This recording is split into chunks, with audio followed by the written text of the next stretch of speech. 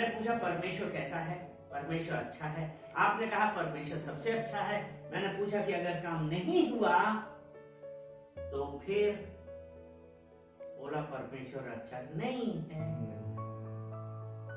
अब यहाँ पे मैं आप एक चीज है, एक वचन आपने कहा परमेश्वर अच्छा नहीं है। भाई सही सी बात है, जब तक हमको परमेश्वर के बारे में पता नहीं है तब तक तो हम ऐसा ही बोलते हैं। लेकिन हम उस वक्त ये भूल जाते हैं कि परमेश्वर ने तो हमको सांसें दी है। अगर वो सांस रोक दे तो आप कैसे कहेंगे कि परमेश्वर अच्छा नहीं है?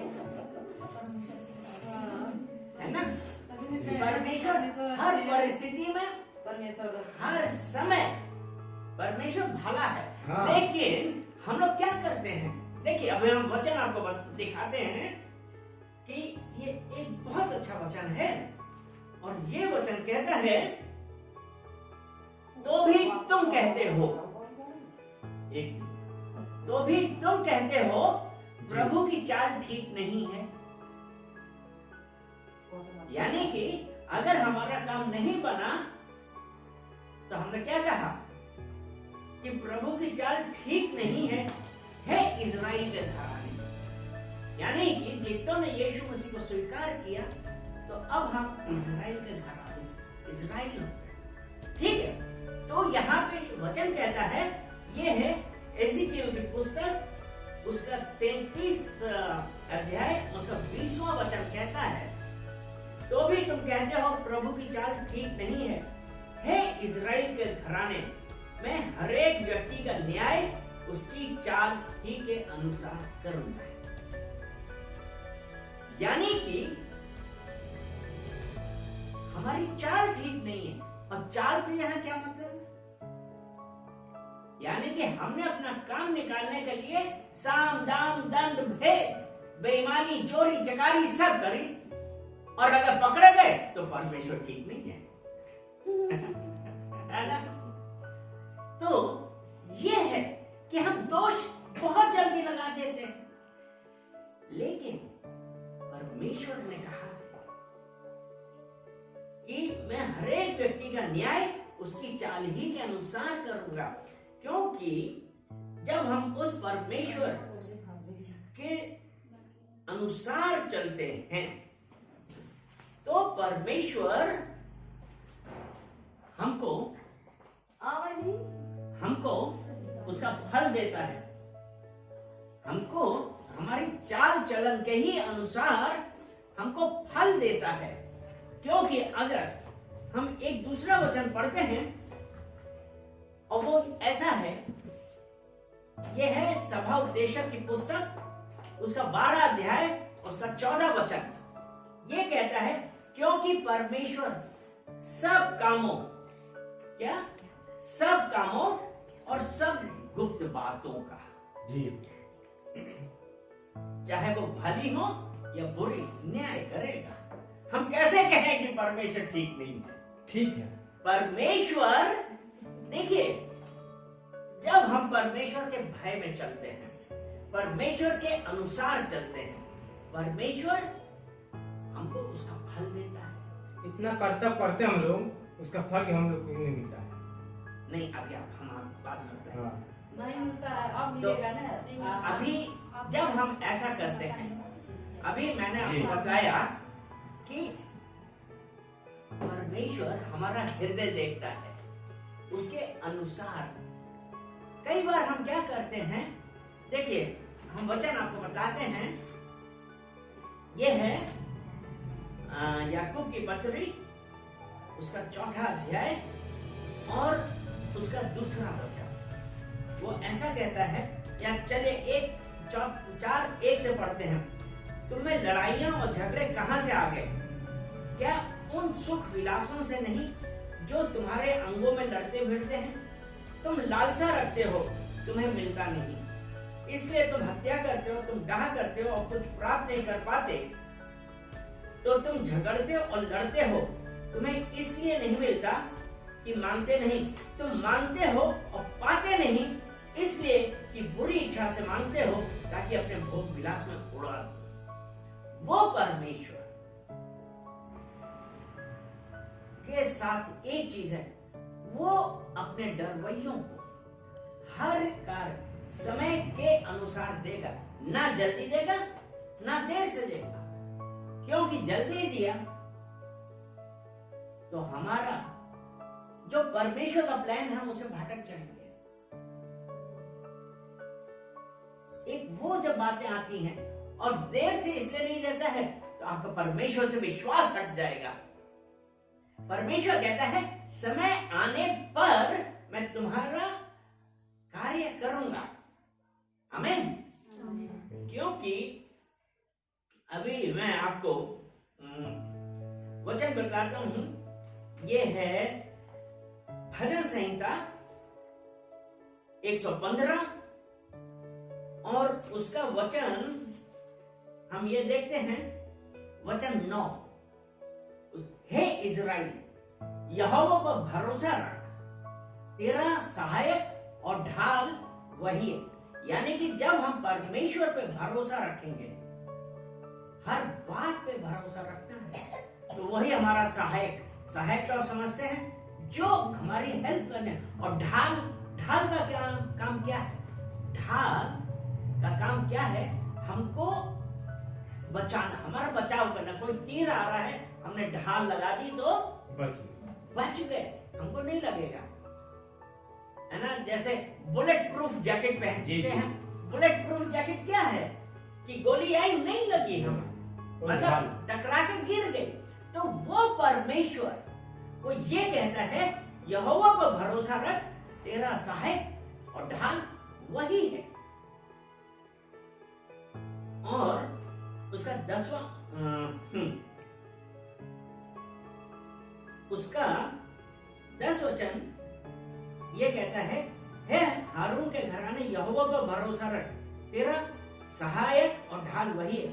अब जो 11 वचन है वो ऐसे कहता है, हे यहोवा के डरवैयों, अर्थात यहोवा से भय खाने वाले, उसकी आज्ञाओं पे चलने वालों। ये कहता है, हे यहोवा के डरवैयों, यहोवा पर भरोसा रखो, तुम्हारा सहायक और ढाल वही है। उसके बाद है, यहोवा ने हमको स्मरण किया। यहोवा ने हमको स्मरण किया, वह आशीष देगा। वह इज़राइल के घराने को आशीष देगा, वह हारून के घराने को आशीष देगा। यानी कि, और अगर 13वां वचन कहता है, क्या छोटे क्या बड़े, जितने यहोवा के डरवैये हैं वह उन्हें आशीष देगा। जितने उस परमेश्वर का भय मानने वाले हैं वो उन सबको आशीष देगा। ये परमेश्वर ने कहा। तो जब हम उस परमेश्वर पर विश्वास रखेंगे, उसकी आज्ञाओं के अनुसार चलेंगे, तब वो हमको करेगा। लेकिन जो हमारे मन की लालसाएं होती हैं, वो हमको परमेश्वर से दूर ले जाती हैं। और उस चक्कर में हम परमेश्वर पे भरोसा नहीं रख पाते हैं, और फिर हम ये कहने लगते हैं कि पता नहीं मुझ में क्या गलती है। हो सकता है मैं प्रार्थना ठीक से नहीं करता हूं, या हो सकता है कि मैं चर्च नहीं जाता हूं, हो सकता है मैं बाइबल नहीं पढ़ता हूं। परमेश्वर प्रत्येक जन को हिसाब देता है, प्रत्येक जन को जो कुछ भी उसने किया है उसका फल देगा। क्योंकि अगर हम यिर्मयाह की पुस्तक और उसका 17 अध्याय और उसका 10वां वचन पढ़े तो उसमें ऐसा लिखा है, मैं यहोवा। चलिए 9 से पढ़ते हैं। 9 में लिखा है, मन तो सब वस्तुओं से अधिक धोखा देने वाला है, उसमें असाध्य रोग लगा है, उसका भेद कौन समझ सकता। मन सब वस्तुओं से अधिक धोखा देने वाला है, क्योंकि परमेश्वर चाहे जितना भी कहे, लेकिन दिमाग में यह है कि ऐसा नहीं, ऐसा करें तो हम फायदे में रहेंगे। और मन तो सब वस्तुओं से अधिक धोखा देने वाला, उसमें असाध्य रोग लगा है। असाध्य रोग का क्या मतलब है? वो रोग जो ठीक ना हो पाए। यानी कि और ठीक कैसा होगा? जब हम यहोवा की शरण में आएंगे और उसे कहेंगे, मेरी मर्जी नहीं, वरन पिता परमेश्वर आपकी मर्जी हमारे जीवन में होने पाए, तब ये जो असाध्य रोग है तब घटेगा। अगला वचन कहता है 10वां वचन, मैं यहोवा मन की खोजता और हृदय को जांचता हूं, ताकि प्रत्येक जन को उसकी चाल चलन के अनुसार अर्थात उसके कामों का फल दूं। उसके कामों का फल दूं, उसके चाल चलन के अनुसार। लेकिन हमको अभी जब हमको ये पता है कि मन सब वस्तुओं से अधिक धोखा देने वाला है, कई बार जो हमारी संगति होती है, आप ये देखिए, कई बार जो हमारी संगति होती है, अगर परमेश्वर के लोगों, भाई सीधी सी बात देखिए, अगर आप बेईमानों के साथ बैठेंगे, आप चाहे कितना भी करें, अब वही बेईमानी की बातें आ रही हैं, तो आपके दिमाग में भी कीड़ा फुल बुलाएगा, अरे ये तो बड़ा आसान सा लग रहा है। और हम जो अभी तक बिल्कुल सही जीवन व्यतीत कर रहे थे, हमारी संगति ने हमें बिगाड़ दिया, और परमेश्वर उसके ही अनुसार फल देगा। तो इसलिए एक चीज बहुत जरूरी है कि हमारी संगति किसके साथ है। अगर परमेश्वर के लोगों के साथ संगति है, तो परमेश्वर के लोग ये नहीं सिखाएंगे ऐसा करो, ये बेईमानी करो, वो नहीं। परमेश्वर के लोग, हमारी संगति आदमी को, संगति है वो हमारे चरित्र का निर्माण करती है। वो हमारे, जब यीशु मसीह ने कहा कि तुम ही इस धरती का नमक और इस संसार का दीपक, the salt of the earth and light of the world, यानी कि इसका क्या मतलब है कि हमारा, जब हमने यीशु मसीह को स्वीकार किया, तो हमारे चाल चलन के अनुसार लोगों को देखना चाहिए, क्योंकि बदलने वाला यीशु मसीह है। जब हम वैसा करेंगे, तब परमेश्वर हमको बदलता है। नहीं तो कितने लोगों से आपने सुना कि अरे हमने यीशु मसीह को स्वीकार किया, इनमें क्या फर्क है, अभी भी वही गाली गलौज वाले, अभी भी बेईमानी करने वाले। नहीं, ऐसा नहीं है। मैंने स्वीकार किया। हाँ, तो आमीन। तो अब मैं आपको एक वचन और बताता हूं, ये है नीति वचन। नीति वचन इसका 3 और नीति वचन 3 उसका 5 और 6। तो अपनी समझ का सहारा ना लेना, वरन संपूर्ण मन से यहोवा पर भरोसा रखना, उसी को स्मरण करके सब काम करना, तब वह तेरे लिए सीधा मार्ग निकालेगा। यानी कि अपनी समझ का सहारा नहीं है, क्योंकि अगर हमने अपनी समझ का सहारा लिया, तो नीति वचन 16 और उसका 25 कहता है, ऐसा भी मार्ग है जो मनुष्य को सीधा जान पड़ता है, परंतु उसके अंत में मृत्यु ही मिलती है। ऐसा भी मार्ग है, यानी कि जब हमने अपनी समझ का सहारा लिया, अपने हिसाब से काम किया, तो ऐसा भी, तो हमको कहा अरे ये तो, इसमें तो कुछ नहीं, बड़ा सीधा सीधा सा जान पड़ा, लेकिन अंत में मृत्यु मिलती है। मृत्यु कैसी? वो वाली नहीं कि गाड़ दिए गए, जला दिए गए, फेंक दिए गए, ये नहीं। आत्मिक मृत्यु हो गई, यानी कि हम परमेश्वर के ना होके जगत के हो गए। तो वो परमेश्वर, बदलने वाला हमको परमेश्वर है। जब हम उस परमेश्वर के अनुसार चलते हैं, परमेश्वर कहता है, यशायाह 43 पहला वचन, हे इज़राइल, तेरा रचने वाला, और हे याकूब, तेरा सृजनहार यहोवा अब यूं कहता है, मत डर, क्योंकि मैंने तुझे छुड़ा लिया है, मैंने तुझे नाम लेकर बुलाया है, तू मेरा ही है। अगला वचन कहता है, जब तू जल में होकर जाए मैं तेरे संग रहूंगा, और जब तू नदियों में होकर चले तब वे तुझे ना डुबा सकेंगी।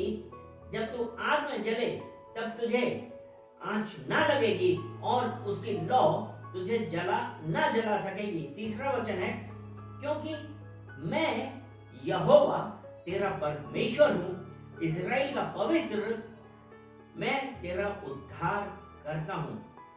तेरी छुड़ौती में मैं मिस्र को और तेरे बदले कुछ और सवा को देता हूं। यानी कि चौथा है, मेरी दृष्टि में तू अनमोल और प्रतिष्ठित ठहरा है। परमेश्वर कहता है, मेरी दृष्टि में तू अनमोल और प्रतिष्ठित ठहरा है, मैं तुझसे प्रेम रखता हूं। आमीन। वो परमेश्वर, वो कहता है कि मत डर।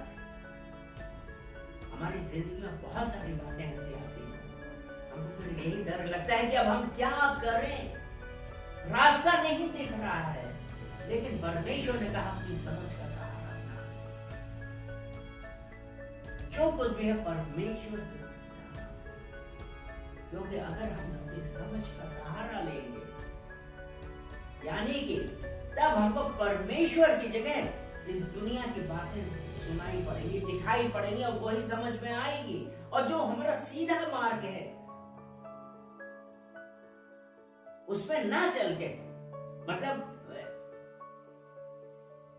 जो हम अगर परमेश्वर की समझ के अनुसार चलेंगे तो परमेश्वर हमको अपने रास्ते से ले चलेगा।